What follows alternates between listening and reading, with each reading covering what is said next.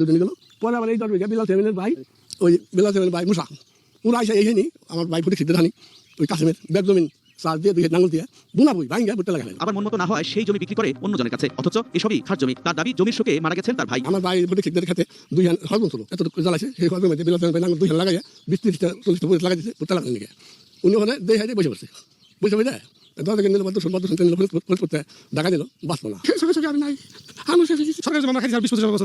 তোতা শিকদারও ভোগ করছেন খাস জমি, সেখানে থাবা একই চক্রের। চেয়ারম্যান দিয়েছে কোথা থেকে করেছে আরো 20 বছর খেতেছি মাসেম তার জমি নিয়ে এখনো সংকটে আছেন। টাকা দেওয়ার পরও ঠিকমতো ভোগ দখল করতে পারছেন না জমি। আলী আকবর চেয়ারম্যানকে টাকা দেওয়ার সময় ছিলেন আজিমনগর ইউনিয়নের 4 নং ওয়ার্ড মেম্বার এবং ইউনিয়ন বিএনপি সহসভাপতি শামসুদ্দিন। আলী আকবর চেয়ারম্যান খবর দিল জমি কেনা দরকার না, খাস জমি তুমি আবার করে খাইতে চাও খাও। কিছুদিন পরে আবার ফিরে খবর দিছে, সে করলো কিছু টাকা দাও আমরা কাগজ করে দিতেছি। কি বললো আলী আকবর 1 লাখ টাকা দিয়েছে, এটা শামসুদ্দিনের মাধ্যম দিয়ে টাকা এসে নিছে, 2 বছর ধরে টাকা দিয়েছে এবং তারপর কোনো কাগজপত্র কিছু করে দেয় নাই। আমরা মেম্বারের খোঁজে গেলে তার দেখা পাই বাড়িতে। এই বিষয়ে তিনি বলেন মাসেমকে আলী আকবরের রোশানল থেকে বাঁচাতে মধ্যস্থতা করেছিলেন তিনি। তার বিরুদ্ধে বিভিন্ন সময় গণমাধ্যমে জমি দখলের অভিযোগ এসেছে, তবে 17 বছর নির্যাতিত ছিলেন দাবি করে অস্বীকার করেন সেসব অভিযোগ। মাসেম যে কথা বলছে কথাটা তখন তো আমি সরাসরি আমি ক্ষমতায় ওই ছাড়াও বেড়াটা গরিব ওই জমিটা চাষ করি খাই 1 বিঘা জমি চাষ করি খাই 1 বিঘা জমি মাত্র। তখন আমি মধ্যম খাই আমি চাষ করে দিয়েছি, আমার কাছে টাকা ছিল মোটা আরো বেশি, তখন আমি বুঝলাম ঠিক আছে লাখ টাকা দিয়ে। আমরা যখন ভুক্তভোগীদের বক্তব্য নিচ্ছি তখন 21 চোখের টিমের বিষয়ে জেনে যায় চরের প্রভাবশালীরা। এরপর আর কেউ কথা বলতে রাজি হয়নি। অনেকে জানান দখলদারের বিরুদ্ধে কথা বললেই যে জমিটুকু চাষ করে খাচ্ছেন তাও কেড়ে নেওয়া হবে। এছাড়া জমির পাকা ফসল নিয়ে যায় প্রভাবশালীরা, যা তাদের ভাষায় আটক দেয়া। আপনার কাছে সাক্ষাৎ দিলাম পরবর্তী চাপটা আমার উপরে আসে, আমার জমির উপরে কিংবা আমার কোনো একজন আত্মীয়স্বজনের উপরে চাপটা প্রয়োগ হয়ে গেলে মানুষ কথা বলতে কারণে ভয় পায়। চরের বেশিরভাগ জমি খাস ভূমি, সেখানে আলী আকবর চক্র কিভাবে জমি অন্যের কাছে বিক্রি করে দেয়, বন্দোবস্ত বা দেয় কিভাবে, সেই প্রশ্নের উত্তর দেন আলী আকবরের দীর্ঘদিনের পরিচিত চৌধুরী আলী আজম হাসমাতুল্লাহ রানা। এই যে শ্রী শ্রী রামানন্দ দেবত্তর স্টোর, এই স্টেটটা এই যে ইউনুস খান সাহেব উনি খান পরিবারের সদস্য, আলী আকবর খানের আত্মীয়। এর কাছে কিছু চেক টেক ছিল জমিদের আমাদের, যারা ওনার কাছে যায় উনি তাদেরকে এগুলি লিখে দেয় ব্যাপার হলো উনি বেঁচে আর কি। এইভাবে হলো তারা টোটাল প্রশাসনকে বাইস করে এই জালিয়াতির মাধ্যমে এই জমিগুলি মানে বন্দোবস্ত নিয়েছে। এদের প্রকৃতপক্ষে এই জমিতে এদের কোনো প্রজাসত্বই ছিল না। এই আলী আকবর খান সাহেব যে জমি বন্দোবস্ত নিয়েছে উনি কোনো চিটা বন্দোবস্তকারীর সময় উনি কোনো চিটা শো করতে পারেন এবং চর্চা নকশা শো করতে পারেন। 1986 সন পর্যন্ত যে চর্চা নকশা এবং চিটার বলে তারা জমি ভোগ দখল করলো, তাহলে বন্দোবস্তের সময় তারা সেই চর্চা নকশা এবং চিটা শো করতে পারেন এবং এই চর্চা নকশা এবং চিটা রাজস্ব হিসেবে নেয়। তার মানে এই জমি কোনদিন কোনো জমিদার মানে কাউকে পত্তনি দেয় টোটালি এই সেটেলমেন্টটা শুরু থেকে শেষ পর্যন্ত সম্পূর্ণ জাল জালিয়াতির মাধ্যমে করা হয়েছে। 168 আর 771 এই দুইটা দলিল যদি এক্সপার্ট পাঠানো হয় প্রমাণ হয়ে যাবে। কিভাবে জাল দলিলে কৃষককে ঠকায় জানান তাও। খাস জমি হলো ভূমিহীন বন্দোবস্ত পাবে, এই ভূমিহীনদের উনি আমরা এই জমি বন্দোবস্ত দেন, বন্দোবস্ত না দিয়ে বসে কি এইগুলি মানে নিজের কাছে কুক্ষিগত করে রাখছে। একদম ক্ষতিয়ানভুক্ত 4000 বিঘা খাস জমি আলী আকবর খানের দখলে। তিনি দাবি করেন জাল দলিলে নিজের নামেও অনেক জমি বন্দোবস্ত নিয়েছেন আলী আকবর। প্রভাবের কারণে তাকে চ্যালেঞ্জ করতে সাহস পান না গরিব কৃষকরা। তার কি ক্ষমতার কোনো সীমা আছে? আমাদের 17 বিঘা জমি ছিল, আমরা কিছু বলবো না, যাদের 2-4 বিঘা জমি আছে যারা দিনের দিন খাওয়াদের চরে বলার কোনো ক্ষমতা কারো কিছু নাই। শুধু চরের জমি দখল নয়, নদীগর্ভ প্রভাবশালীদের নিয়ন্ত্রণে রেজার বসিয়ে বালু তুলে হাতিয়ে নিচ্ছে কোটি কোটি টাকা। একদিকে শত শত কোটি টাকা ব্যয় করে ভাঙন রোধে নির্মাণ করা হচ্ছে বাঁধ, অন্যদিকে নিয়ম না মেনে বালু উত্তোলনে বসতবাড়ি হারিয়ে নিঃস্ব হচ্ছে মানুষ। সারি সারি বাল খেটে প্রতিদিন বালু যায় দেশের বিভিন্ন প্রান্তরে। চাহিদা মেটাতে পদ্মায় বসানো হয়েছে ড্রেজার। দূর থেকে দেখলে মনে হয় নদীর বুকে খামচে আছে পদ্মা বিনাশী যন্ত্র, তাই কাছে থেকে দেখতে চাই। এটি ট্রলারে আমরা সেখানে যাই। ড্রেজার বসে শত শত বাল খেটে এখান থেকে বালু নিয়ে যাওয়া হচ্ছে, যদিও বলা হচ্ছে যে এটি আসলে মূল বালুমহল এলাকা ছেড়ে বেশ দূরে। সেখানে পৌঁছানোর সাথে সাথে হাজির হন ইজারাদারদের লোকজন। আমরা কথা বলতে চাইলে প্রথমে একজন রাজি হলেও ফোনে পাওয়া নির্দেশনায় কথা না বলে চলে যান তারা। আমরা ড্রেজারে উঠে বালু উত্তোলনের চিত্র ধারণ করি। আরো ভালোভাবে চিত্র ধারণের জন্য উঠি বাল খেটে। সে সময় দ্রুত ড্রেজারটি বন্ধ করে ছেড়ে দেয় বাল খেট। আমরা চলে আসি ড্রেজারে।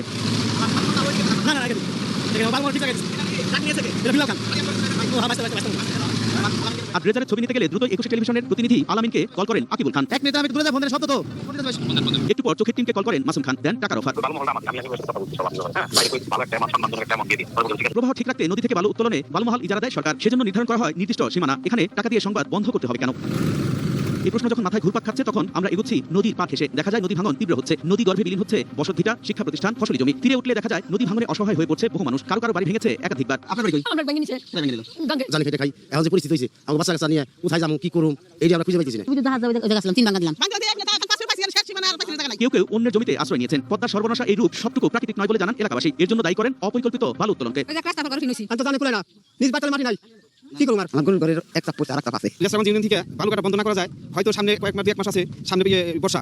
এই বর্ষা এই বালুর প্রভাবে বালু আলাদের প্রভাবে আমরা হয়তো এই চরের সম্ভবত আগামী ঘন্টা খোলা তদন্ত কেন্দ্র বন্ধ পদ্মা নদী যাবো যে বালু কাটতেছে 8টা-10টা ড্রেজার লাগাই দিয়া 20টা-50টা বলকে সবসময় জায়গার কাছে থাকি। বালু মহল পাইছে আওয়ামী লীগের যারা করতো 3টে ইউনিয়নের বাড়ি মহলে মাটি কাটা আমাদের ইউনিয়নটা নদী বিলীন হয়ে গেছে। 3টে ইউনিয়ন যখন নাকি মনে করেন 10টা-15টা-20টা বলকে মানে ড্রেজার চালায় তখন 1 কিলো ফাঁকি থেকে বালু টানছে, তখন ওই 1 কিলো জায়গায় মনে করেন গভীরতা হয়ে যায়। এবার টাকা দিতে চাওয়ার কারণ খুঁজে পাওয়া গেল, তবে ভুক্তভোগীরা কোনো প্রতিকার পাচ্ছেন না। সহায়তা চান সরকারের। খান পরিবারের প্রভাবশালী হয়ে ওঠার ইতিহাস এবং তাদের আধিপত্যের আরো গল্প জানাবো একটি বিরতির পর। ততক্ষণ সঙ্গে থাকুন। স্বাগত 21 চোখে। চরের জমি দখল কিংবা পদ্মার বালুতেই শেষ নয় তাদের রাজত্ব। ঘাট নিয়ন্ত্রণ, আধিপত্য বিস্তার, চাঁদাবাজি এবং ভোটের বাক্স নিয়ন্ত্রণ, সবখানেই খানদের বিচরণ। মামলা নাম্বার 7589। অভিযোগ 1989 সালে স্থানীয় বিরোধী আফসার উদ্দিনকে কুপিয়ে আহত করে আলী আকবর খান এবং তার সহযোগীরা। সেখানে ক্ষান্ত হননি তারা, তাকে টেনে হিসেবে নিয়ে যায় বাড়িতে। অভিযোগ দিনভর নির্যাতনে নিহত হন আফসার উদ্দিন। তাকে ধুলছড়া হাটের পূর্ব পাশে ধরে দিনে প্রায় 3টা বা 3:30টার দিকে হবে আনুমানিক। এই সময় তাকে ধরে কুবাইয়ে পা ধরে টেনে আলী আকবর এবং তার ভাই ব্রাদার তার বাড়িতে নিয়ে যায়। থানা পুলিশ এসে তার বাড়ি থেকে আফসার মোল্লার মৃতদেহ উদ্ধার করে ওই আকবর আলী আকবর আলী খানের বাড়ি থেকে। মাথা একটা খুব দিছিল আহত অবস্থা ধরে নিয়েছে ওই খাগে সারাদিন ভর করেছিল মানে হাসপাতালে নেই বুকে বুকে পাড়া দিছে বাস দিয়ে পাড়া দিছে বাবুরাইয়া নির্যাতন করে তারপরে স্তরে এ সরাসরি এবার সবাই জড়িত আছে ইভেন বাইরের কিছু লোক আছে আফসার উদ্দিনের সন্তানদের বিপদ বাড়তে পারে বুঝে আপোষ করায় সে সময় বেঁচে যায় আসামিরা। আমাদের লিখিত কোনো ডকুমেন্টের কোনো অবস্থা হয়নি এবং সবাই ছিলাম স্টুডেন্ট আমাদের তো থানায় যায় কোর্টে হাজিরা দিয়ে মামলা করার মতো ক্ষমতা ছিল না সুযোগ ছিল না সেই জন্য এটা আমরা চালাতে পারিনি। আইন বলছে হত্যা মামলায় আপোষ করার সুযোগ নেই। সুপ্রিম কোর্টের আইনজীবী বলছেন দিনে দুপুরে খুন হওয়া আফসার উদ্দিনকে কেউ না কেউ হত্যা করেছে। আলী আকবররা আপোষ করে বেঁচে গেলেও রাষ্ট্রের উচিত প্রকৃত হত্যাকারীদের খুঁজে শাস্তি দেওয়া। কোনো আইন অনুসারেই কোনো হত্যা মামলা আপোষযোগ্য নয়, এটা একদম স্পষ্ট আইনের বিধান। হত্যা মামলা, ডাকাতি মামলা ইত্যাদি এই সকল মামলাগুলো থানায় হয় এবং এই মামলাগুলোতে সরকার বাদী থাকে, তদন্ত হতে হবে, বিচার হতে হবে। আফসার উদ্দিন হত্যাকাণ্ডের পর চরে একচ্ছত্র আধিপত্য শুরু হয় আলী আকবর খান পরিবারের। এরপর স্থানীয় নির্বাচনে অংশ নিয়ে জনপ্রতিনিধি নির্বাচিত হলে বাড়ে আরও আধিপত্য। মামলা থেকে তারা নিষ্পত্তি পায়, নিষ্পত্তি পরবর্তীতে আরো তাদের ক্ষমতা বেড়ে যায়। এই বছর যখন চর দেখে পড়ে গেলাম, যে কোনো লোকের কাছে খবর পেয়ে গেছে যে আমি গেছি, সাথে সাথে মাসুম খান লোকজন নিয়ে এসে মাথায় পিস্তল ধরে বলে এখন থেকে চলে যাবে, দরজা মিটে পারবি না।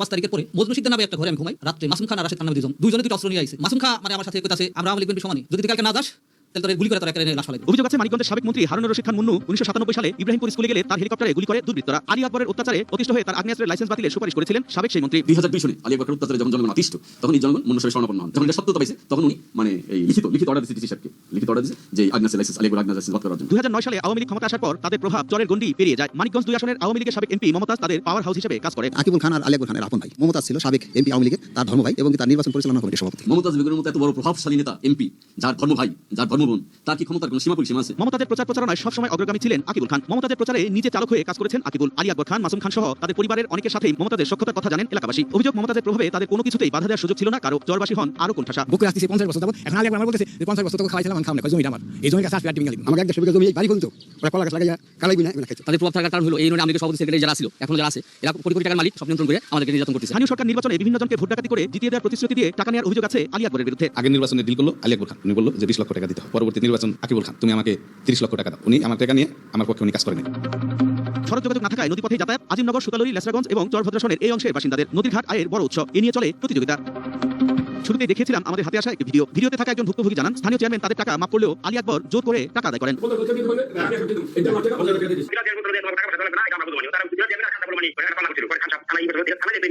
কত টাকা দিয়েছিলেন? ঘাটের নিয়ন্ত্রণ নিয়ে এখনো বেপরোয়া প্রভাবশালীরা। এবছর একটি ঘাট পান স্থানীয় যুবদলের নেতা। তিনি জানান মাস পেরিয়ে গেলেও এখনো বুঝে পাননি ঘাট ইজারা আদায় করছেন আলী আকবরের লোকজন। আকিবুল সাহেবের নেতৃত্বে এটা হয়েছে। ওখানে ছিল বিল্লাল খা, সে হলো আওয়ামী লীগ করে এমনিতেই, আবার সে একটু বিএনপি তো তার একটু নাম দিয়ে রাখছে। এরাই সবাই মিলে আমার ঘাটটা টোল জোরপূর্বক আদায় করে নিয়ে যেতেছে, আমাকে ঘাটে চাপ দিয়ে দিতেছে না। জানান ক্ষমতাসীন দলের রাজনীতি করলেও ভয়ে কাটছে তার দিন। আমি জীবন নিয়ে বড় একটা হুমকির মুখে আছি, আমাকে যে কোনো সময় আমার বড় ধরনের একটা ক্ষতি করে দিতে পারে এই খান ফ্যামিলি। রাজনৈতিক প্রতিপক্ষদের দমনে দীর্ঘদিন অত্যাচার করেছে আজিমপুর আওয়ামী লীগের নেতারা। বিএনপি নেতারা অভিযোগ করছেন সেই ধারাবাহিকতা চলছে এখনো। মিনিমাম 50টার উপরে আমাকে মিথ্যা মামলা দিয়ে হয়রানি করা হয়েছে, আমার পরিবারকে, আমার ছেলে সন্তানকে অমানবিকভাবে নির্যাতন করা হয়েছে। জমি জমার দ্বারা আমরা কড়া নির্যাতিত হয়েছি, আমরা বাচ্চা পরে কষ্ট করেছি। তখন নির্বাচনের সময় আমার বোন যাইতেছিলেন রাস্তায়, ওই জায়গায় ওই স্বৈরাচার যারা তারা অ্যাটাক করে তাকে কিডন্যাপ করে নিয়ে যায়। আমরা একদিন পরবর্তীতে তাকে উদ্ধার করি, কিন্তু ওনারে ব্যাপক প্রহার করে, মারধর করে। উনি ওই মার খাওয়ার পরে থেকেই অসুস্থ ছিল, 1 মাস হইল উনি মারা গেছেন। 2024 সালে ছাত্র জনতার আন্দোলনে পালিয়ে যেতে বাধ্য হয় সে সময় প্রধানমন্ত্রী শেখ হাসিনা। সারা দেশে আত্মগোপনে আওয়ামী লীগের নেতাকর্মীরা। দলটি নিষিদ্ধ হওয়ার পর প্রকাশ্য কোনো কার্যক্রম নেই তাদের। তবে এই চরে আওয়ামী লীগের কার্যক্রম জোরে সোরে চলছে বলে জানান স্থানীয় বিএনপির নেতারা। 21 চোখের টিন যখন চলে যায় তখন তাদের কাজে বাধা দিতে হাজির হন মাসুম খান, বাবুল সহ তাদের সাঙ্গপাঙ্গরা। মাসুম খান জোর গলায় দাবি করেন সবই তাদের নিয়ন্ত্রণে। বাবুল জানান বিএনপি নেতারা আধিপত্য বিস্তার করছে, এখন আওয়ামী লীগ অপকর্ম কম করেছে বলে দাবি তার। আওয়ামী লীগের একটা অভিযোগ ছিল যে তারা দুর্নীতি করে। যখন যে ক্ষমতা আসে তাকে দূরে রেখেছে না, তা হয় না। যখন যে দল আসে এই ধরনের হলে তো এই আজিমনগরে এতদিন তো টিকতো না। তবে বাবুল তার আধিপত্য দেখাতে দেরি করেননি একটুও। 21 চোখের ক্যামেরার সামনেই সে সময় উপজেলা বিএনপির সভাপতি হান্নান মৃধা তার নিয়ন্ত্রণে চলে বলে দাপটের সাথে জানান বাবুল। হান্নান মৃধার অনুসারীরা ভাগ বসাচ্ছেন আওয়ামী লীগের দখলদারিতে। 5 আগস্টের পর উপজেলা বিএনপি নেতাদের চরে জমি দখল নিয়ে অভিযোগ উঠে আসে গণমাধ্যমে। 5 তারিখের পরে আমার এই ঘরে ভাঙা ছিল, কুমার টুমাইয়া সবকিছু ভেঙে চলে গেছে। কোশল ওই যে এই শামসুদ্দিন যদি এগুলো না করতো তাহলে আমাদের বলার তো কিছু ছিল না। এই বিষয়ে জানতে চাইলে নিজেকে মজলুম দাবি করেন হান্নান মৃধা। 17 বছর বিএনপি লোকজন মাথা সাথে দিতে পারে, আমরা জানেন সারা বাংলাদেশের অবস্থা। আমাদের 3 জেল কাছে মৃধাকে নির্দোষ দাবি করে অভিযোগকে ষড়যন্ত্র বলে দাবি তার অনুসারীদের। হান্নান মৃধা এবং শামসুদ্দিন মেম্বার এদের নামে অভিযোগ করতেছে, এরা আসলে সবাই আলী আকবর খানের অনুসারী। যারা চরের সাধারণ মানুষকে শোষণ করছে তাদের প্রশ্রয় দিচ্ছে কারা, কি করছে প্রশাসন? এসব প্রশ্নের উত্তর জানার আগে নিচ্ছি আরো একটি বিরতি। আবার স্বাগত 21 চোখে। 24 সালের 5 আগস্টের পর কম বেশি পরিবর্তন এসেছে সারা দেশেই, কিন্তু মানিকগঞ্জের চরে তাদের প্রশ্রয়ে সাধারণ মানুষকে শোষণ করছে নিষিদ্ধ আওয়ামী লীগের নেতারা। অন্য রাজনৈতিক দলের ভূমিকা কি? প্রশাসনই বা কি করছে? চরের মানুষের দুঃখগাথা আর প্রভাবশালীদের অত্যাচার, নির্যাতন, অপরাধ নিয়ে আমরা অনুসন্ধান অব্যাহত রেখেছি। ধারাবাহিকভাবে তা তুলে ধরবো। এই অনুসন্ধান করতে গিয়ে আমরা দেখেছি ক্ষমতার যত কাছে যারা থাকতে পারে তারা তত বেশি চর আর পদ্মাকে শোষণ করে। আমরা যখন চর দখল বালুমহল নিয়ে সংবাদ সংগ্রহ করেছি, পুরো সময় জুড়ে আমাদের থামাতে চেয়েছে আজিমপুর ইউনিয়ন আওয়ামী লীগের সহসভাপতি আকিবুল খান, যুগ্ম সাধারণ সম্পাদক মাসুম খান, দিয়েছে টাকার অফার। আকিবুল আমাদের মানিকগঞ্জ প্রতিনিধি আলামিনকে নানা অফারে প্রলুব্ধ করতে না পেরে 21 টেলিভিশনের বড় কর্তাদের সাথে সুসম্পর্কের দোহাই দেন। দ্রুতই নাকি কিনে ফেলবেন টেলিভিশন। বড় ভাই আলী আকবর খানের ইন্টারভিউ না নিতে নির্দেশনা দেন আকিবুল। চ্যানেল তো আমিও কিনতেছি, ওনার এমনি সব চিনি, আমি চেয়ারম্যান সব চিনি। আর আমার বড় ভাইয়ের সাথে কথা বলতে ফিজিক্যালি ওনাদের বলা দরকার নাই। এক সময় মমতাজের প্রধান সিপাসালার আকিবুল নিজেকে এখন একজন মন্ত্রীর কাছে মানুষ পরিচয় দেন। ভাই বন্ধু ছিল তো কালকে যাইব করার সময় জানার জন্য। তবে স্থানীয় বিএনপি নেতাকর্মীরা জানান, ফায়দা লুটতে নাম ভাঙানোর চেষ্টা কেউ কেউ করলেও অন্যায়কে প্রশ্রয় দেন না মন্ত্রী। উনি আমাদের লোক, আমাদেরকেও কিছু করতে পারবে না, এই ধার্মিকতা তারা দেখায়। আফরোজা খানম পিতা মানিকগঞ্জ জেলা বিএনপি সভাপতি এবং উনি মন্ত্রী। এখন তার নাম ভাঙে সব আলী আকবর খানদের এই অবৈধ কর্মকাণ্ড এগুলি উনি প্রশ্রয় দেবে, এটা আমরা বিশ্বাস করি না। বাজিনগরের কোনো জনগণ এগুলি বিশ্বাস করে না। আমরা আলী আকবরের সাথে টেলিফোনে কথা বলতে চাই। হত্যা, জমি দখল, ঘাট দখলের অভিযোগ মিথ্যা বলে দাবি তার। কেউ না কেউ তাছাড়া কিন্তু হত্যা করেছে, এটা তো সত্য। নিষিদ্ধ আওয়ামী লীগের আধিপত্য বিব্রত করছে জেলা বিএনপি নেতাদেরও। নিষিদ্ধ ঘোষিত সংগঠনের যে সমস্ত ব্যক্তিবর্গ তারা যদি ক্ষমতার দাপট দেখায়, তাদেরকে আমরা রাজনৈতিকভাবে সেটা মোকাবেলা করবো। প্রধানমন্ত্রী মহোদয় অত্যন্ত স্বচ্ছতার সাথে কাজ করছে। আশা করি যে উনি এই ব্যাপারটা যদি হয়ে থাকে তিনি দৃঢ় পদক্ষেপ নেবেন। পুলিশ বলছে অপরাধ করলে ছাড় দেওয়া হবে না কাউকে। ব্যক্তি শুধু আইন ভঙ্গের জন্য সেই দায় থাকবে, এটার জন্য অন্য কেউ দায়বদ্ধতা নেবে না। এবং আমরা সেই অনুযায়ী কঠোর নির্দেশনা আমরা পেয়েছি এবং সেই অনুযায়ী আমরা কাজ করছি। জেলা প্রশাসক জানান, সরকারি খাস জমি অন্যকে বন্দোবস্ত দেওয়ার কোনো এখতিয়ার নেই। এই বিষয় খতিয়ে দেখে নেওয়া হবে ব্যবস্থা। কোনো ব্যক্তি সরকারি খাস জমি বন্দোবস্ত বা দলিল দস্তাবেজ করে দিতে পারে না, এটি আইন এবং বিধি কোনোটাতেই সমর্থন করে না। বালুমহল ইজারা নিয়ে তার অপব্যবহার করলে আইনি কাঠামোতে কঠোর ব্যবস্থা নেওয়ার কথাও জানান জেলা প্রশাসক। যেই জায়গাটিতে আমরা বালুমহল ডিক্লেয়ার করেছি, সুবিধা অনুযায়ী লোকজন যেটা করে যে তারা সেই জায়গাটাতে বালু না কেটে তীর ঘেঁষে যেখানে বেশি বালু পাওয়া যেতে পারে অথবা অন্য কোথাও ঝুঁকিপূর্ণ জায়গায় বালু কাটতে পারে, সেক্ষেত্রে একটা সম্ভাবনা তৈরি হয় এবং সেদিকে আমরা প্রশাসন নজর রাখার চেষ্টা করছি। আধিপত্য ধরে রাখতে সবকিছুই করছেন চরের লুটেরারা। তাদের পেছনে রয়েছে বড় শক্তি। আমরা সে বিষয়ে অনুসন্ধান অব্যাহত রেখেছি। আমরা তুলে আনবো কিভাবে ভালো মানুষের মুখোশের আড়ালে শোষণের কারিগর হয়েছেন সমাজের প্রতিষ্ঠিতরা। দর্শক, শেষ করবো, তবে যাবার আগে আপনাদেরকেও সঙ্গে রাখতে চাই। আপনার কাছে থাকা অনুসন্ধানমূলক তথ্য আমাদেরকে জানান, আমরা তুলে আনবো খবরের ভেতরের খবর। লিখতে পারেন এই ঠিকানায়। প্রযোজক 21 চোখ, 21 টেলিভিশন, জাহাঙ্গীর টাওয়ার, 10 কারওয়ান বাজার, ঢাকা 1215। হোয়াটসঅ্যাপ করুন, কথা বলুন এবং তথ্য ও ভিডিও শেয়ার করুন 019721121221 এই নম্বরে। সাধারণ চোখে যা দেখা যায় না তা দেখানোই 21 চোখের কাজ। চোখ রাখুন 21 চোখে।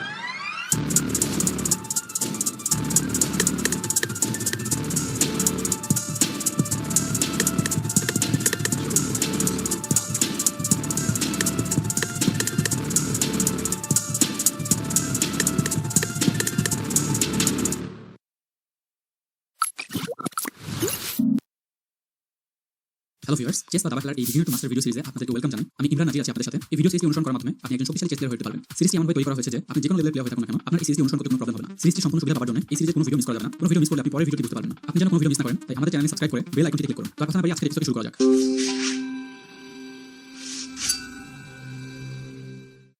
আজকের ভিডিওতে আমরা জানবো কিভাবে দাবা খেলতে হয়। আপনি যদি দাবা খেলার রুলসগুলো আগে থেকে জেনে থাকেন, তাও আমি আপনাকে এই ভিডিওটি পুরোপুরি দেখার জন্য রেকমেন্ড করব, কারণ আমরা অনেকেই দাবা সঠিক রুলস জানি না এবং একই সাথে দুইটি বড় চাল দেওয়ার মতো লজ্জাজনক ভুল চাল দিয়ে থাকি। এছাড়া দাবার কিছু স্পেশাল চাল রয়েছে যা সম্পর্কে আমরা অনেকেই জানি না।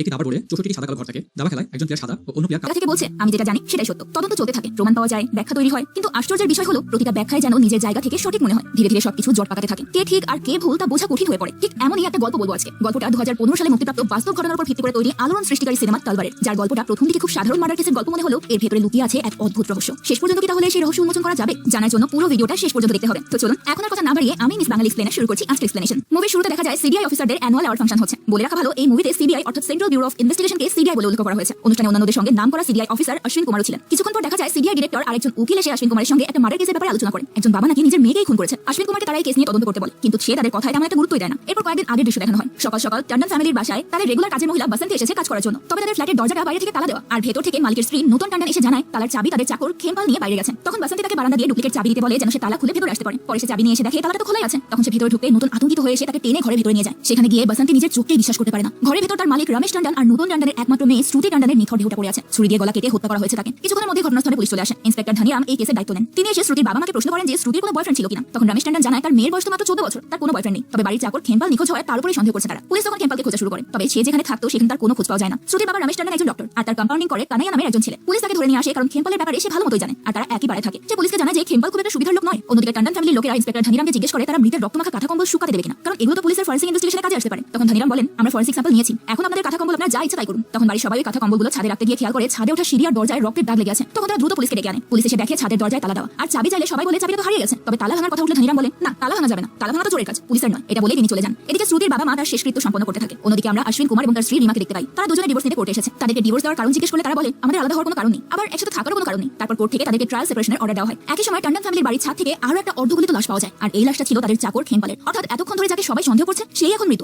জানা যায় এই দুটো খুন একই সময় করা হয়েছে। আবার পুলিশ ছাদের দেওয়ালে একটা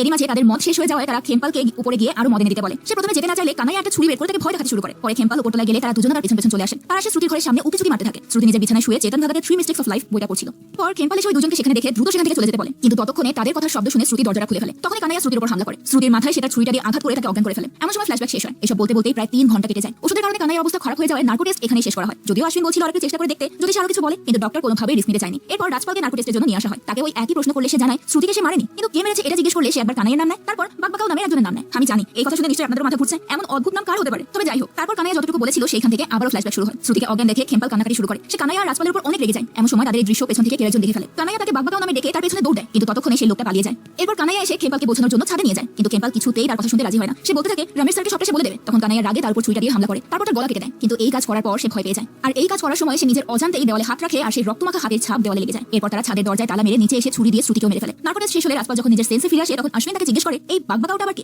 রাজপাল তখন সবটা অস্বীকার করে বলে আমি জানি না, আপনার ড্রাগসের নেশা আমার মুখ থেকে যা খুশি বলে নিয়েছেন। এরপর আশ্বিন কানাইয়াকে নিয়ে আসে। তার চোখে মুখে কোনো ভয়ের ছাপ নেই, এমনকি সে কনফিডেন্সের সঙ্গে বলে আমার উকিল বলেছে এই নার্কো টেস্ট কোনো কাজে আসবে না। এটা শুনে বেদান্ত রেগে গিয়ে তাকে মারতে শুরু করে, কিন্তু কানাইয়া তখনও ভয় পায় না। সে ওটা তাদেরকে হুমকি দেয় যে আমার লোকেরা জানতে পারলে কিন্তু আপনাদের কাউকে ছেড়ে দেবে না বলে দিলাম। আশ্বিন তখন বুঝতে পারে এই ঘটনায় নিশ্চয়ই কানাইয়ার হাত আছে। এরপর বেদান্ত কনফার্ম করে সেদিন রাতে টিভিতে রেশম রেশম গানটাই টেলিকাস্ট হচ্ছিল। তবে আশ্বিনের মনে তখন একটা প্রশ্ন রয়ে যায়, এই বাগবাকাওটা কে। তখন সিবিআই ডিরেক্টর তাকে ফোন করে জানায় কানাইয়ার ঘরে যে রক্তমাখা বালিশের কভার পাওয়া গেছে সেটা খেম্পালের রক্তের সঙ্গে ম্যাচ করেছে। কথাটা শুনে আশ্বিন কিছুটা স্বস্তি পায়। সেই রাতে সিবিআই ডিরেক্টর রামাশঙ্করের রিটায়ার্ড এবং নতুন ডিরেক্টরের জয়েনিং এর জন্য একটা পার্টি আয়োজন করা হয়। সেখানে সমস্ত অফিসাররাই উপস্থিত ছিল। তখন রামাশঙ্কর সবাইকে উদ্দেশ্য করে বক্তব্য রাখেন, আর এটাও ঘোষণা করেন যে তার তত্ত্বাবধানে এই ডাবল মার্ডার কেসটা সলভ হয়েছে। এটা শুনে সবাই খুব খুশি হয়ে যায়। এরপর তিনি তার সহকর্মী জেকে দীক্ষিতকে নতুন ডিরেক্টর হিসেবে ঘোষণা করেন। সাথে এটাও জানিয়ে দেন যে এরপর থেকে এই কেসের ফাইনাল শুনানি পর্যন্ত সব কাজে তদারকি করবেন জেকে দীক্ষিত। আশ্বিন তাকে নার্কো টেস্টের ফুটেজটা দেখায়। তারপর দীক্ষিত জিজ্ঞেস করেন চার্জশিটের মূল প্রমাণ কোনটা হবে। তখন তারা কানাইয়ের ঘরে পাওয়া বালিশের কভারের রক্তটা যে খেম্পালের রক্ত এটার ফরেন্সিক রিপোর্টটা দেখান। সব দেখে দীক্ষিত বললেন ঠিক আছে, কিন্তু এই রিপোর্টটা আবার একটু কনফার্ম করে দেখো, তারপর তোমরা চার্জশিট দাখিল করার অনুমতি পাবে। আশ্বিন বুঝতে পারে না তিনি কেন এমন বলছেন, যেহেতু অলরেডি একটা টেস্ট করানো হয়েছে তাহলে আবার কেন। কিন্তু বসের কথা তো অমান্য করা যাবে না, তাই আশ্বিন তার কথা মেনে নেয় এবং আবারও স্যাম্পল টেস্টের জন্য পাঠায়। এদিকে নার্কো টেস্টের উপর ভিত্তি করে রমেশ টন্ডনকে সাময়িক সময়ের জন্য জামিন দেওয়া হয়। এর মধ্যে সেদিন সন্ধ্যায় আশ্বিনের কাছে বেদান্তের ফোন আসে। সে জানায় একটা ঝামেলা হয়ে গেছে। তাদের প্রথম রিপোর্টটাতে টাইপোগ্রাফিক ইরো চলে এসেছে। ফরেন্সিক টিম খেম্পালের রক্তের স্যাম্পল নিয়ে সেটা কোড দিয়েছিল Z25 আর কানাইয়ার বালিশের কভারের রক্তটার কোড দিয়েছিল X52, কিন্তু ভুলে Z25 কোডটা দুইবার টাইপ হয়ে যাওয়ায় তারা ভুলে একই স্যাম্পল ম্যাচ করে ফেলেছে। আর এই জন্যই রিপোর্টে রক্ত ম্যাচ হয়েছে বলে জানা গেছে। আশ্বিন তখন প্রচন্ড রেগে যায়। সে বলে ফরেন্সিক ডিপার্টমেন্ট এত বড় ভুল কিভাবে করতে পারে, বালিশের কভার আমি নিজে কালেক্ট করেছি। সে তখন ফরেন্সিক ইনচার্জের সঙ্গে কথা বলতে চায়, কিন্তু ডিরেক্টর তাকে শান্ত হতে বলে। তিনি নিজে ব্যাপারটা অফিশিয়ালি হ্যান্ডেল করবেন বলে আশ্বাস দেন। সেদিন সন্ধ্যায় আশ্বিন চাকমুক্ত হওয়ার জন্য একটা রেস্টুরেন্টে খেতে যায়। তখন সে খেয়াল করে সেখানকার একজন নেপালি মহিলা বাগবাকাও বলে একজনকে ডাকছে। আশ্বিন তাড়াতাড়ি গিয়ে তাকে জিজ্ঞেস করে এই বাগবাকাওটা কি। তখন মহিলাটা বলে নেপালি ভাষায় তোতলা কোনো ব্যক্তিকে বাগবাকাও বলে ডাকা হয়। এবার আশ্বিনের কাছে সমস্ত কিছু পরিষ্কার হয়ে যায়। সে কানাইয়ার ওই তোতলা বন্ধুকে খুঁজে বের করে। তারপর তাকে অফিসে এনে মারধর করে বলে যেন সে কোর্টে সব সত্যিটা বলে দেয়। ছেলেটা প্রথমে অনেক ভয় পায়, তবে যখন আশ্বিন তাকে আশ্বস্ত করে যে তার কোনো ক্ষতি হবে না, তখন সে সাক্ষী দেওয়ার জন্য রাজি হয়। এরপর তার বক্তব্যের একটা ভিডিও করা হয়। ভিডিওতে সে বলে সেদিন খেম্পাল তাকে ডেকে নিয়ে যায়। পরে সেখানে গিয়ে শ্রুতিকে মৃত অবস্থায় দেখে ভয়ে সে দৌড়ে পালিয়ে আসে। ভিডিওটা নিয়ে ডিরেক্টর দীক্ষিতকে দেখালে তিনি রেগে যান, বলতে থাকেন তুমি কি আমাকে বোকা ভেবেছো। আশ্বিন বেচারা তার এমন রিঅ্যাকশন দেখে একেবারে হতভম্ব হয়ে যায়। সে কিছুই বুঝতে পারে না তিনি কেন এমনটা বলছেন। তখন তিনি নিজের ফোনে আশ্বিনের সেই ছেলেকে মারধর করার ভিডিও দেখে বলে তুমি এভাবে মারধর করে ভয় দেখে তার কাছ থেকে কথা বের করলে কেন, এটা তো বেআইনি। ভিডিওটা দেখে আশ্বিন একেবারেই হতবাক হয়ে যায়, কারণ এই ভিডিওটা একমাত্র একজনই করতে পারে, সেটা হলো আশ্বিনের সহকারী বেদান্ত। আশ্বিন যাকে এত বিশ্বাস করেছে সেই তার সঙ্গে বিশ্বাসঘাতকতা করলো। আশ্বিনের মাথায় তখন বিদ্যুৎ খেলে যায়। সে এখন বুঝতে পারলো কেন তখন ফরেন্সিক রিপোর্টে টাইপোগ্রাফিক ইরর দেখাচ্ছিল। গোপনে সব কাজ বেদান্তি করছিল। তাহলে আশ্বিন প্রচন্ড রেগে যায় তার উপর। নিজেকে নিয়ন্ত্রণ করতে না পেরে সেটাকে মারধর করা শুরু করে। তখন ডিরেক্টর দ্রুত সিকিউরিটি ডেকে আশ্বিনকে বাইরে বের করে দেয় আর তাকে চাকরি থেকেও সাসপেন্ড করে দেয়। আশ্বিনের তখন বুঝতে বাকি থাকে না যে ডিরেক্টর দীক্ষিত আর বেদান্ত একই সঙ্গে কাজ করছে। আর এজন্যই সবকিছু ঠিক থাকা সত্ত্বেও দীক্ষিত সেদিন তাকে আবারও ফরেন্সিক টেস্টটা কনফার্ম করতে বলেছিল। সে বুঝে যায় আসল সমস্যা তো তার ডিপার্টমেন্টেই। আশ্বিন তখন হাল ছেড়ে দেয়। তার মনটা খুব খারাপ হয়ে যায়। পরদিন কোর্ট থেকে কানাইয়াকে ছেড়ে দেওয়া হয়, কারণ সিবিআই কোনো চার্জশিট জমা দিতে পারেনি। এরপর দীক্ষিত নতুন করে এই কেসে তদন্ত করার দায়িত্ব দেয় পল নামের একজন অফিসারকে। সে তদন্ত শুরু করে। তখন সে আগের প্রমাণ সব উল্টো প্রমাণ করার চেষ্টা করে। নার্কো টেস্টের ভিডিও দেখে সে উল্টো ডাক্তারকে প্রশ্ন করতে শুরু করে যে তিনি কেন কানাইয়াকে খুনের কথা বলার জন্য চাপ দিচ্ছিলেন। কিন্তু ডক্টর জানায় সে তো নিজের কাজই করেছে। নার্কো টেস্টে তো এভাবে সবার সামনে জিজ্ঞাসাবাদ করা হয়, কিন্তু মিস্টার পল এটা মানতে নারাজ। এরপর মিস্টার পল রমেশ আর নতুনকে নার্কো টেস্ট করেন, কিন্তু এতে বিশেষ কিছুই জানা যায় না। তখন পল বলতে থাকে হয়তো তারা টেস্টের আগে কোনো অ্যান্টিডোট নিয়েছিল, তাই তাদের কোনো নেশা হয়নি। অর্থাৎ পুরো ইনভেস্টিগেশন টিম এটা প্রমাণ করার চেষ্টায় থাকে যে শ্রুতির বাবা মাই খুনি। এভাবেই অনেক দিন কেটে যায়, কিন্তু যথাযথ কোনো সাক্ষী প্রমাণ কিছুই পাওয়া যায় না। আর এজন্য দেশের আইন ব্যবস্থাকেও প্রশ্নের মুখে পড়তে হয়। তাই একদিন আশ্বিন এবং পলকে তাদের টিমকে নিয়ে একটা মিটিং রাখা হয়। সেখানে সবার সঙ্গে খোলাখুলি আলোচনা করা হবে যে আসলে কোন পথে আগানো যায়। মিটিং শুরু হলে আশ্বিন বলে ইনভেস্টিগেশন করার জন্য একটা প্রসেস থাকে। প্রথমে আমরা প্রমাণ খুঁজি, তারপর সেটা ফলো করে আসামিকে খুঁজি। কিন্তু এখানে তো পুরো উল্টোটা চলছে। এখানে কে খুনি সেটা তারা আগে ঠিক করে রেখেছে, আর তারপর তাদের বিরুদ্ধে প্রমাণ খোঁজার চেষ্টা করছে। কি অদ্ভুত। তখন অন্য টিমের সবাই এটা বিরোধ করে। পরে দ্বিতীয় টিম যতগুলো প্রমাণ পেয়েছে সবগুলো একে একে সামনে আনতে বলা হয়। তখন পল তার অনুমান থেকে বলে যে সেদিন বাসন্তী তো প্রথমে দরজায় তালা দেখে আর পরে এসে দেখে তালা নেই। এর কারণ হলো টন্ডন ফ্যামিলির ফ্ল্যাটের দুটো দরজা আছে, আর অন্য দরজা দিয়ে ঢুকে সেই মাঝের দরজাটা খোলার ব্যবস্থা আছে। আর সেই দরজাটা খেম্পালের ঘরের মধ্যেই। দরজাটা সামনে থেকে সবসময় একটা পুরনো ফ্রিজ দিয়ে আটকানো থাকে। তো নতুন সেদিন বাসন্তীকে নিচে পাঠিয়ে সেই ফ্রিজ সরিয়ে অন্য দরজা দিয়ে বেরিয়ে মাঝের দরজা তালা খুলে ফেলে, যেন বোঝা যায় বাইরে থেকে কেউ এসে শ্রুতিকে মেরে ফেলেছে। এরপর আবার সবকিছু আগের মতো ঠিকঠাক করে রাখে। তারপর বারান্দায় গিয়ে বাসন্তীকে চাবি দিয়ে কান্নার অভিনয় করা শুরু করে। এসব কথা শুনে আশ্বিন বলে এত কিছু এত কম সময়ে কিভাবে করা সম্ভব। আর যদিও ধরে নেই এত কিছু করেছে, তাহলে টেবিলে রাখা মদের বোতলটা সরায়নি কেন, সেটাও তো রক্ত লেগেছিল। তখন অন্য পক্ষের আরেকজন বলে তারা তো প্রফেশনাল কিলার না, সেজন্য হয়তো ভুল হয়েছে। এরপর পল আরেকটা অবান্তর যুক্তি দেখায়। সেটা হলো খেম্পালের গলা পুরোটা কাটা হয়েছে আর শ্রুতির গলায় সামান্য কেটেছে। এর কারণ যত কিছু হোক না কেন সেটা তাদেরই মেয়ে, এজন্য পুরো গলাটা শ্রুতি কাটতে পারেনি তারা। এই কথা শুনে আশ্বিনের পুরো টিম হাসতে শুরু করে। তারা এই কথা নিয়ে ঠাট্টা করে যে রমেশ হয়তো শ্রুতির গলা কাটার সময় বলছিল সরি মামুনি তোমার গলাটা এতটুকুই কাটবো, তুমি বেশি ব্যথা পাবে না। যাই হোক, তারপর পলের টিম জানায় সেই দিন রাতে শ্রুতির ঘরের ওয়াইফাই রাউটার বারবার অন অফ হচ্ছিল। তখন আশ্বিন জানায় শ্রুতির মৃত্যুর পরের দিনও রাউটার অন অফ হয়েছিল। আসলে এদেশের ওয়াইফাই তো এমনই। তখন পল জানায় পরের দিন রাতে শ্রুতির বান্ধবীরা নাকি তাকে কম্পিউটার অ্যাডাল্ট সাইটের ভিডিও দেখার হিস্ট্রি ক্লিয়ার করেছিল। এটা প্রমাণ দিতে বলে পল জানায় সেটা কোনো রেকর্ড রাখা হয়নি, কারণ সে মেয়েদের সম্মানের একটা ব্যাপার আছে। শেষে সিবিআই এর সাবেক ডিরেক্টর পলকে জিজ্ঞেস করলেন আচ্ছা এই খুনের উদ্দেশ্য কি ছিল। তখন পল জানায় হঠাৎ রেগে যাওয়ার কারণে রমেশ টন্ডন তার মেয়েকে খেম্পালের সঙ্গে আপত্তিকর অবস্থায় রেখে নিজের রাগ কন্ট্রোল করতে না পেরে ঘর থেকে গলফ স্টিক নিয়ে তাদের মাথায় আঘাত করে। আর এই গলস্টিকটাও নাকি খেমপালের ঘরেই ছিল। এখানে আরো একটা প্রশ্ন উঠেছে, রমেশ রাগের মাথায় ইনস্ট্যান্ট কোনো অ্যাকশন না নিয়ে খেমপালের ঘরে যায়, এরপর সেখান থেকে গলস্টিক নিয়ে এসে আবার তাদের উপর অ্যাটাক করে। মানে ব্যাপারটা ঠিক হজম হচ্ছে না। তো যাই হোক, আশ্বিন তখন জিজ্ঞেস করে শ্রুতি যেহেতু অ্যাডাল্ট সাইড দেখে, আবার নাকি তার বয়ফ্রেন্ডও আছে, তাহলে কি কারণে সে একজন বয়স্ক লোকের সঙ্গে ঘনিষ্ঠ হতে গেল? তখন বর্তমানে ডিরেক্টর জানান প্রতিশোধের জন্য। সে হয়তো তার বাবা মায়ের কুকর্মের প্রতিশোধ নিতে চেয়েছিল। তার বাবা মা নাকি ওয়াইফ সোয়াপিং এর মতো খারাপ কাজের সঙ্গে জড়িত ছিল। এই একই কথা একেবারে শুরুর দিকে পুলিশ ইনভেস্টিগেশনে বের হয়ে এসেছিল। তখন রমাশঙ্কর দীক্ষিত বললেন, শুনলাম পুলিশ ডিপার্টমেন্টের হয়ে যে অফিসার প্রেস কনফারেন্সে রমেশকে অপরাধী ঘোষণা করেছিল, সে নাকি আপনার ব্যাচমেট ছিল। অর্থাৎ এখান থেকে একটা ব্যাপার বোঝা যায় যে তার নিজের ব্যাচমেন্টের সম্মান রক্ষা করার জন্যই তিনি এসব করছেন। যাই হোক, আশ্বিন তখন বলে খেমপালের লাশের পায়ে জুতো ছিল, তাহলে কি সে জুতো পরে শ্রুতির সঙ্গে খাটেছিল, নাকি তাকে মারার আগে সে রমেশকে বলেছিল দাঁড়ান আমি জুতোটা পরে নিই তারপর মারেন? তার এই কথার কোনো উত্তর কেউ দিতে পারে না। এরপর আশ্বিন জানায় জেকে দীক্ষিত ফরেন্সিক রিপোর্ট আবারও বানাতে বলে, যেন আগের রিপোর্টের ইরোর দেখানো যায়। সবকিছু তারা প্ল্যান করে রেখেছিল। কেসটা এমন একটা পর্যায়ে চলে গেছে যে এখন সঠিকভাবে কোনো কিছুই প্রমাণ করা সম্ভব না। আগে সম্ভব ছিল যদি তার আশ্বিনের ইনভেস্টিগেশনের উপর ভরসা রাখতো, এখন আর কিছুই করা যাবে না। শেষে দীক্ষিত বলে আমি বিশ্বাস করি রমেশই খুনটা করেছে। শেষে আশ্বিন শুধু একটাই কথা বলে, একজন নির্দোষ মানুষকে শাস্তি দেওয়ার চেয়ে আসামিকে ছেড়ে দেওয়াটাও ভালো। সবার আলোচনা সাপেক্ষে তারা সিদ্ধান্ত নেয় কেসটা ক্লোজ করে দেওয়া হবে। কিন্তু কোর্টে কেসের বন্ধের আপিল করলে সেটা অ্যাপ্রুভ করা হয় না। জানানো হয় যেহেতু সবার সন্দেহ হচ্ছে রমেশ টান্ডানি খুনি, তাহলে এর যা প্রমাণ আছে দেখানো হোক, সেটার উপর ভিত্তি করে রমেশ টান্ডানকে সাজা দেওয়া হবে। শেষে তাই হয়। সব প্রমাণের উপর ভিত্তি করে রমেশ টান্ডান এবং তার স্ত্রী নতুন টান্ডানকে কোর্টে দোষী সাব্যস্ত করা হয়। তাদেরকে যাবজ্জীবন কারাদণ্ড আর 10,000 টাকা জরিমানা করা হয়। কিন্তু মজার ব্যাপার হলো আসল রহস্যটা কিন্তু এখনো সবার অজানা। মুভির শেষ দৃশ্যে শ্রুতির মৃত্যুর আগে কিছু দৃশ্য দেখানো হয়। তার জন্মদিন উপলক্ষে বাবা মা তাকে একটা ভিডিও ক্যামেরা গিফট করেছেন। সেটা পেয়ে সে অনেক খুশি হয়ে সবার ভিডিও করতে থাকে। এর মাধ্যমে মুভিটা শেষ হয়ে যায়। তবে তার মৃত্যুর রহস্যটা এখনো অজানাই থেকে গেল। এই গল্পটা আমাদেরকে একটা জিনিসই বুঝিয়ে দেয়, আমরা যতই সৎ হই না কেন, যদি আইনের ভেতরে কোথাও গন্ডগোল থাকে তাহলে সত্যকে খুব সহজেই বদলে ফেলা যায়। পুরো মুভি জুড়ে কিন্তু ক্লিয়ার হিন্ট ছিল যে কানাইয়াই দোষী, কিন্তু এটাকে মিথ্যা বানিয়ে দেওয়া হলো। মুভিটা সত্য ঘটনা জানতে চাইলে 2008 সালের নদিয়া ডাবল মার্ডার কেস সম্পর্কে সার্চ করে দেখতে পারেন। এই কেসটা কিন্তু আজও সলভ হয়নি। আর এই মুভিটা মূলত ওই কেসের উপর ভিত্তি করে তৈরি করা হয়েছে। তো গল্পটা আপনাদের কাছে কেমন লাগলো সেটা কিন্তু অবশ্যই কমেন্ট করে জানাবেন। দেখা হবে পরের ভিডিওতে। আজকের মতো বিদায় নিচ্ছি। আল্লাহ হাফেজ।